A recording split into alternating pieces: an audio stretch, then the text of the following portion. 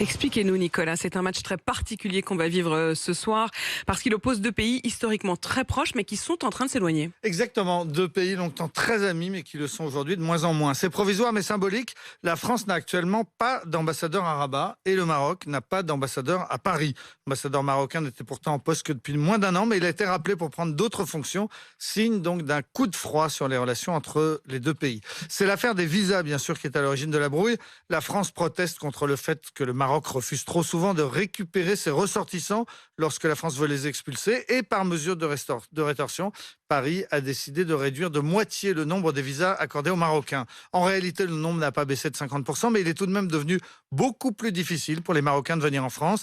Des visas sont régulièrement refusés, par exemple à des chefs d'entreprise ou à des Marocains qui veulent venir visiter leur famille, ce qu'ils jugent humiliant puisque les Français, eux, continuent à pouvoir visiter le royaume sans avoir besoin de visa. Et l'autre sujet de dispute, Nicolas, entre la France et le Maroc, c'est la question du Sahara occidental. Alors ça, c'est un dossier qui oppose surtout le Maroc et l'Algérie. Le Sahara occidental, c'est ce grand désert revendiqué à la fois par le Maroc et par des indépendantistes soutenus par l'Algérie. C'est un contentieux majeur et empoisonné entre les deux pays. Et la France, eh bien, le Maroc lui reproche de ne pas reconnaître que ce territoire lui appartient.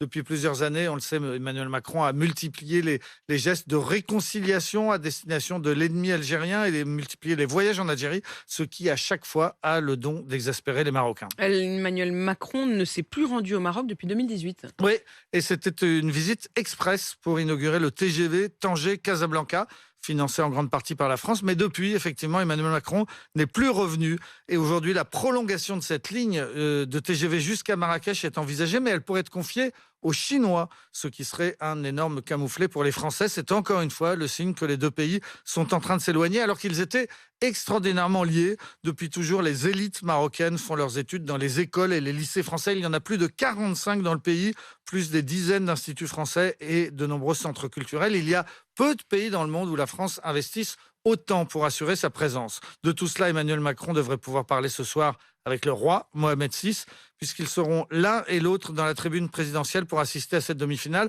Un mini-sommet informel est envisagé. Ensuite, Emmanuel Macron devrait enfin retourner au Maroc pour un voyage présidentiel qui aura lieu le mois prochain. En attendant, le Maroc sera ce soir soutenu par l'ensemble du monde arabe. Y compris par les ennemis algériens. Au début du mondial, la télévision algérienne ne donnait pas les résultats de l'équipe marocaine. Elle avait par exemple annoncé que l'Espagne était éliminée sans dire par qui. C'était bien sûr par le Maroc. Mais désormais, même les Algériens s'enflamment, la rue algérienne s'enflamme. L'épopée de cette première équipe africaine à atteindre les demi-finales est suivie avec passion en Tunisie, en Égypte, en Syrie, en Irak, en Arabie Saoudite et bien sûr au Qatar, avec en plus un enjeu politique. Les joueurs marocains sont devenus les porte-drapeaux de la cause palestinienne, alors que le Maroc a été un des premiers pays arabes à avoir normalisé ses relations avec Israël. Mais les joueurs marocains, on l'a vu, ont brandi le drapeau palestinien après leur victoire contre le Canada. Et puis toute l'équipe a posé autour de ce même drapeau après avoir éliminé l'Espagne le 6 décembre. Ce soutien appuyé aux Palestiniens est encouragé par les autorités au Qatar, à Doha. Il est souligné par la chaîne panarabe Al Jazeera qui émet du Qatar. Et d'après le journal Le Monde, tout cela avec le soutien tacite du président de la FIFA qui condamne la politique dans le sport en général, mais qui, en l'occurrence, a des indignations sélectives. Ce soir, ce sera donc la France contre le Maroc, mais aussi la France contre le monde arabe et la Palestine.